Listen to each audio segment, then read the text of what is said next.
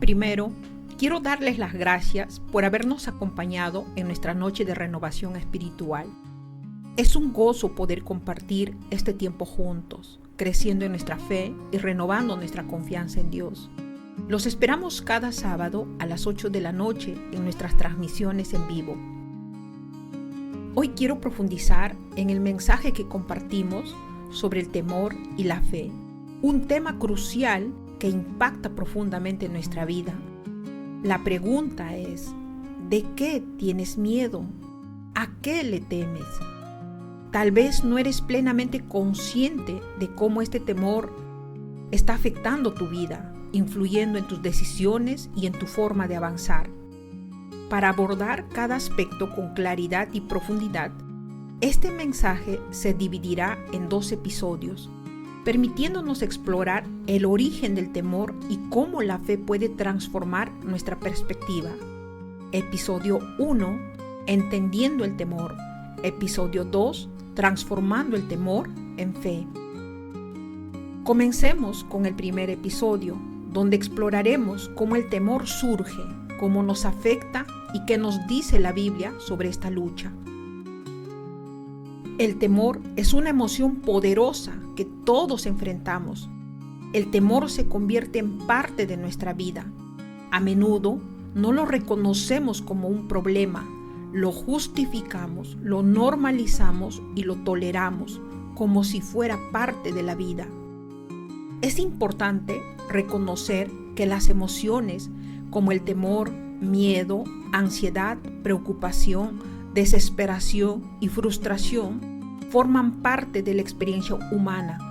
No son simplemente estados mentales pasajeros, sino respuestas genuinas que emergen de cómo percibimos y enfrentamos nuestro entorno.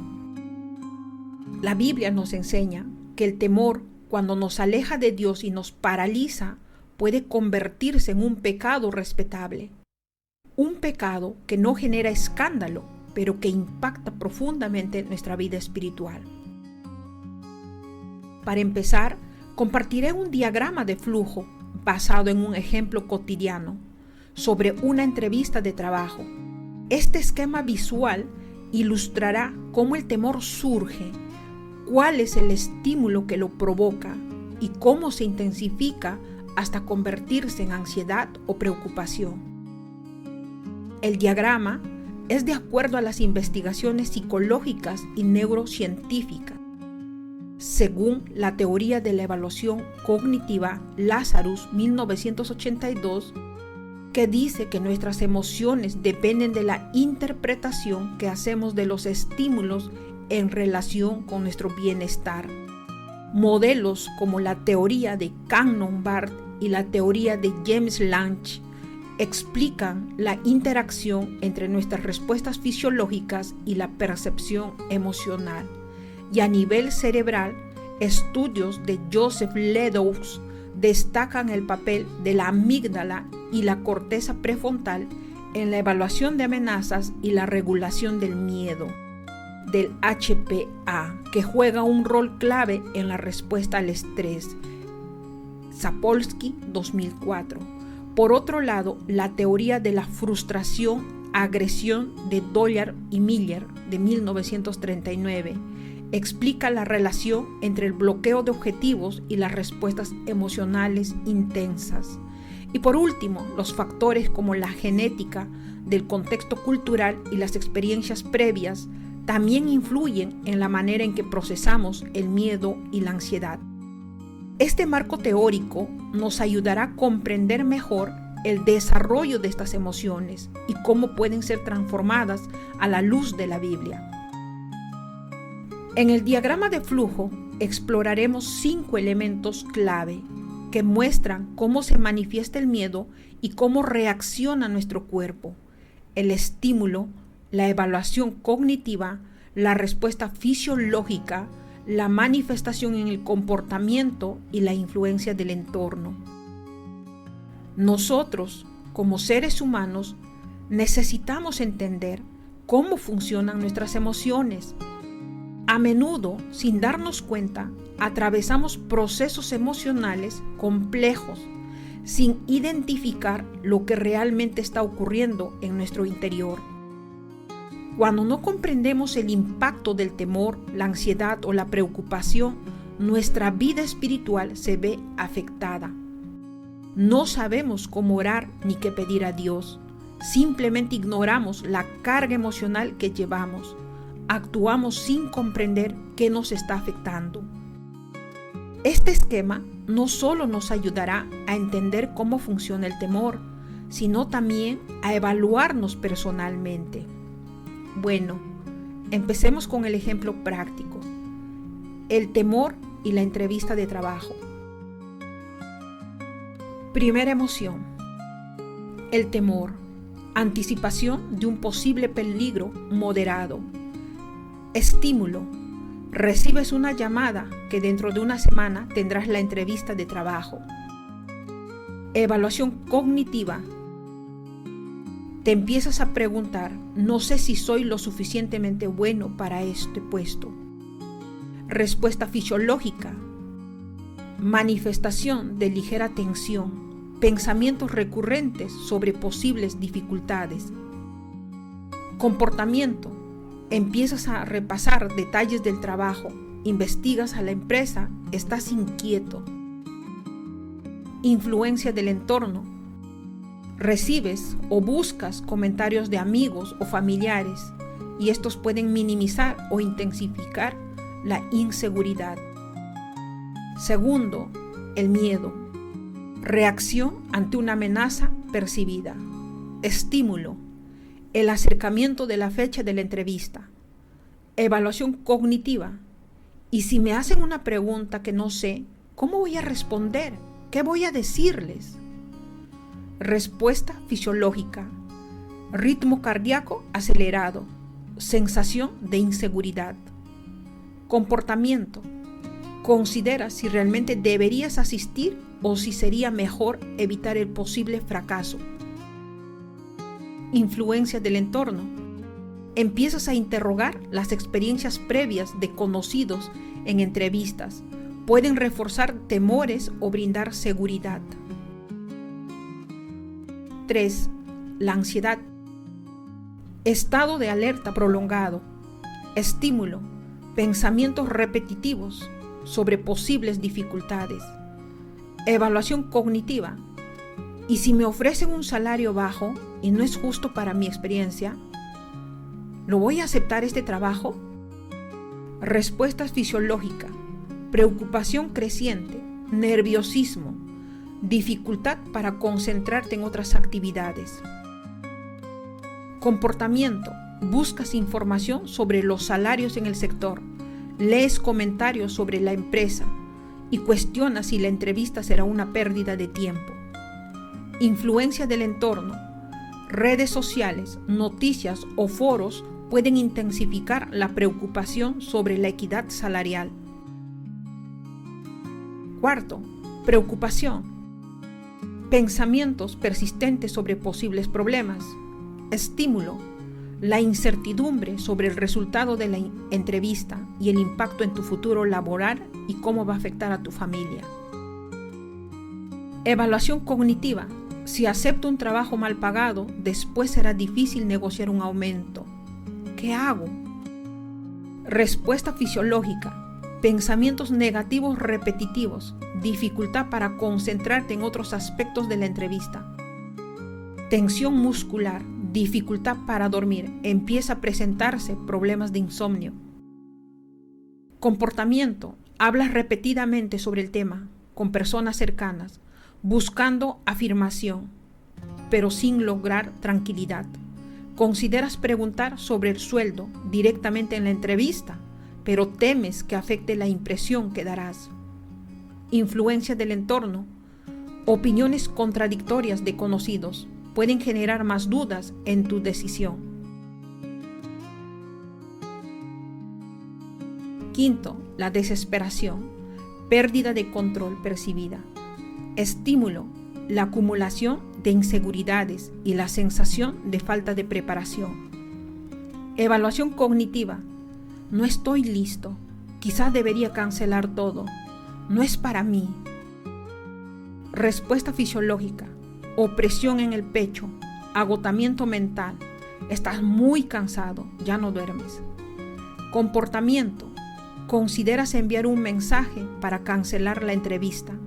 Empiezas a pensar en posibles excusas.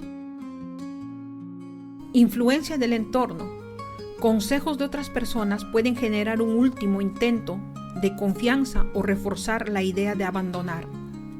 Y por último, la frustración. Bloqueo emocional por la falta de solución. Estímulo: la sensación de esfuerzo sin resultados tangibles. Evaluación cognitiva: he intentado prepararme. Creo que sí, estoy preparado, pero ¿por qué sigo sintiéndome inseguro? Respuesta fisiológica: irritabilidad, agotamiento emocional, bloqueo mental. Comportamiento: te sientes abrumado, pierdes confianza en tu capacidad, dudas hasta el día de la entrevista. Reaccionas con enojo o impaciencia hacia quienes intentan apoyarte. Tu actitud más cerrada o tensa puede generar incomodidad en los demás. La frustración puede afectar tus relaciones, haciendo que los otros perciban tu ansiedad. Influencia del entorno: comparaciones con otras personas en situaciones similares pueden aumentar el sentimiento de incompetencia o brindar motivación. La respuesta de tu entorno, comprensión o presión pueden intensificar o aliviar la frustración. Un comentario negativo de alguien cercano puede hacer que abandones o reacciones de una manera agresiva.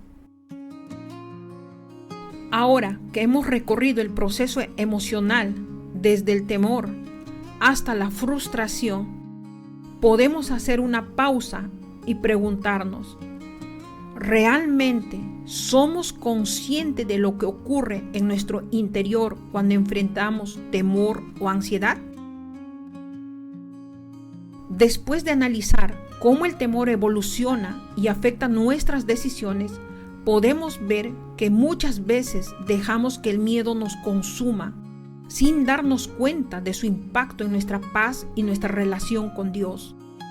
Si no identificamos dónde estamos emocionalmente, no sabremos por qué orar ni cómo enfrentar espiritualmente nuestras inquietudes. Entender nuestras emociones es el primer paso para rendirlas ante Dios y permitir que su paz gobierne en nuestro corazón. A menudo le pedimos a Dios que nos hable, pero si observamos el diagrama en el ejemplo anterior, nos damos cuenta de que no lo hemos considerado. Dios ha quedado fuera de la situación. Lo ignoraste a Dios. En realidad, lo que está dominando nuestra vida es lo que hay en nuestro corazón. Y como consecuencia, muchas veces terminamos culpando a Dios preguntándonos por qué no nos ayuda o sintiéndonos más frustrados con Él. Pero no es que Dios nos haya abandonado, es que somos nosotros quienes no lo escuchamos. No somos conscientes de lo que realmente está gobernando nuestro corazón. Y en lugar de rendir nuestro miedo ante Dios, permitimos que nos controle. Esto no solo nos afecta a nosotros, sino que también influye en nuestra relación con Él y con los demás.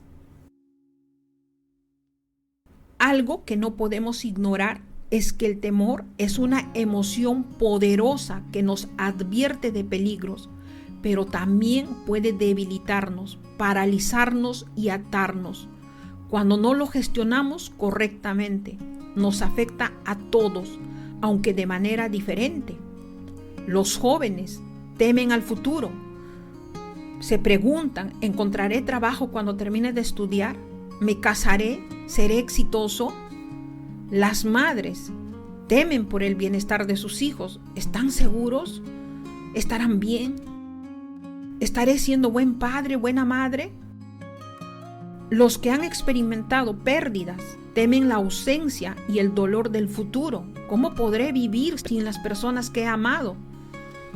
Esas preguntas empiezan a atormentar su vida.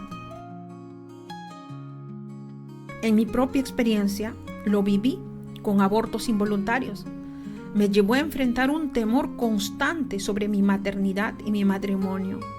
Muchas veces me preguntaba, ya no quiero embarazarme, y si me embarazo, y si pierdo, y si esto afecta a mi matrimonio, y si algo me pasa a mí. Vivía con esa inseguridad que me atormentaba y me atormentó por muchísimo tiempo.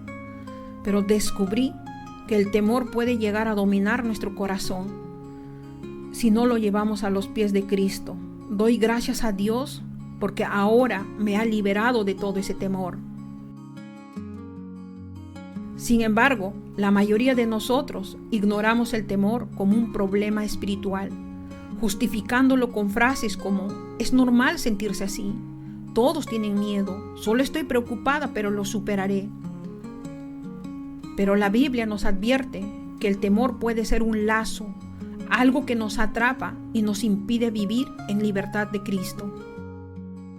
Proverbios 29:25 dice: el temor al hombre es un lazo, pero el que confía en el Señor estará seguro. Juan 10:10. El ladrón solo viene para robar, matar y destruir. Yo he venido para que tengan vida y para que la tengan en abundancia. El temor, un pecado silencioso. El temor no es solo una emoción cuando nos controla, no es solo eso. Lo que está reflejando es la falta de confianza en Dios. La Biblia lo llama un lazo que nos atrapa.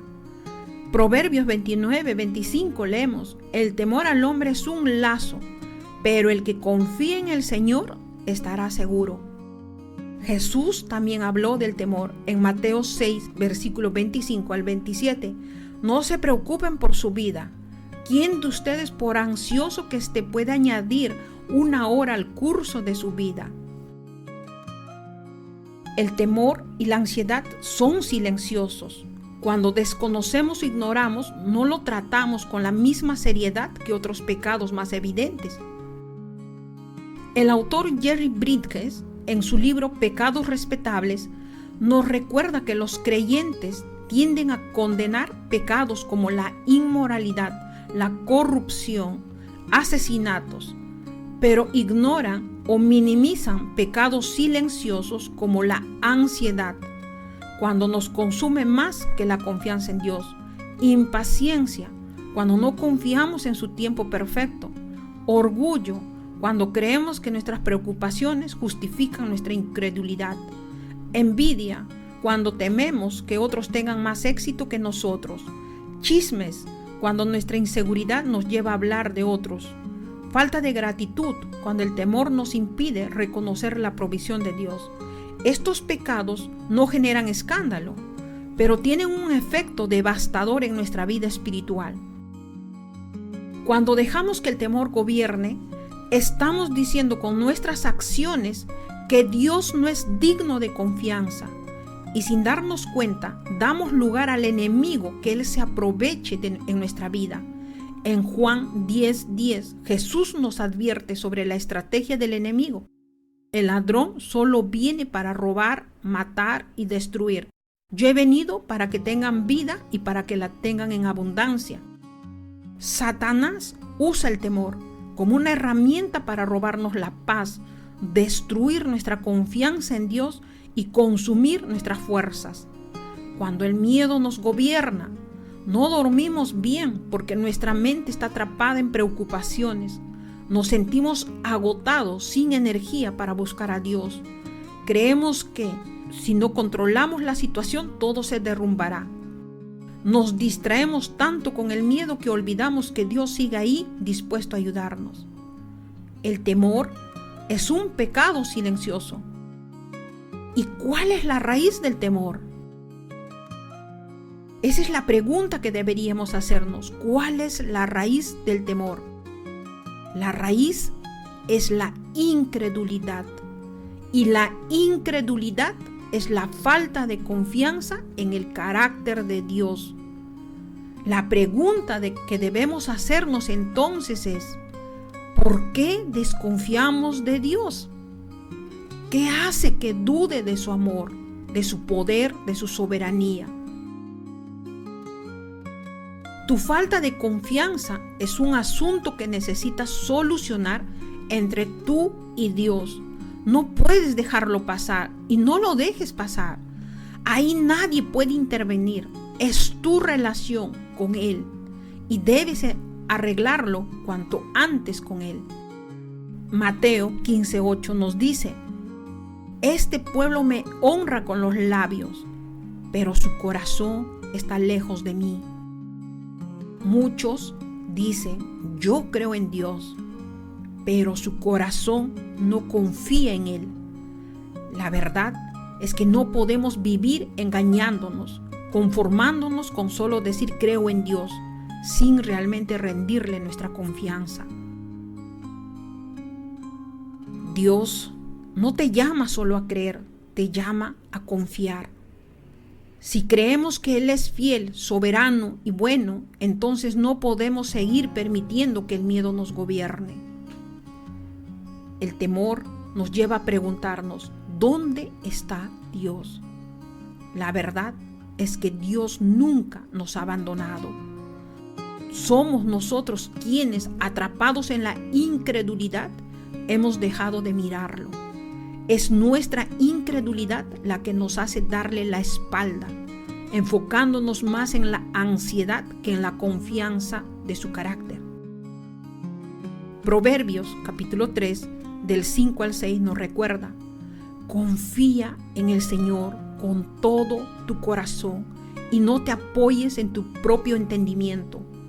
Reconócelo en todos tus caminos y Él enderezará tus sendas. Este es el verdadero peligro del temor. No solo nos paraliza, sino que nos desconecta de Dios, nos aleja de la paz, nos llena de ansiedad y nos hace actuar como si estuviéramos solos, cuando en realidad Dios sigue esperando de ti y de mí. Está esperando que volvamos a depositar nuestra fe en Él. Por eso, el temor no es simplemente una emoción humana, es una batalla espiritual que define en quién confiamos, en nuestras fuerzas o en el Señor. El temor revela nuestra incredulidad y nuestra incredulidad nos aleja de Dios. Si seguimos justificando nuestros miedos sin confrontarlos con fe, estaremos viviendo bajo la influencia del temor en lugar de la libertad en Cristo. En el próximo episodio hablaremos sobre cómo vencer el temor y transformarlo en fe, viendo ejemplos bíblicos y estrategias prácticas para vivir confiando en Dios. Mientras esperes el siguiente episodio, te dejo con esta reflexión. ¿Hay algún temor que te está dominando? ¿Algo que te preocupa y que sigues intentando controlar y solucionar por tu cuenta? ¿Has estado diciendo con tu boca que crees en Él, pero en tu corazón sigues dudando? Este es el momento de examinar tu fe y pedirle a Dios que transforme tu incredulidad en confianza. No te pierdas la segunda parte, porque Dios no solo quiere que creas en Él, sino que confíes plenamente en su carácter. Muchas gracias por escucharnos. Bendecido día.